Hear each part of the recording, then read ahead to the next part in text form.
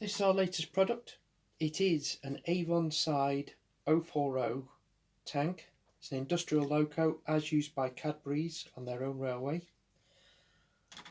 And it goes on to a Hornby Calidonian Railways 040, otherwise known as the Caledonian Pug.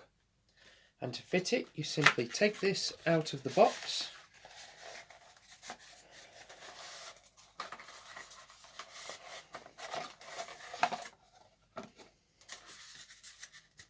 Take the loco out of the box.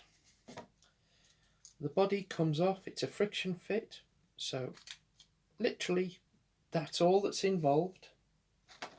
And you take our body, you slide it on over, and it slides straight down. All done.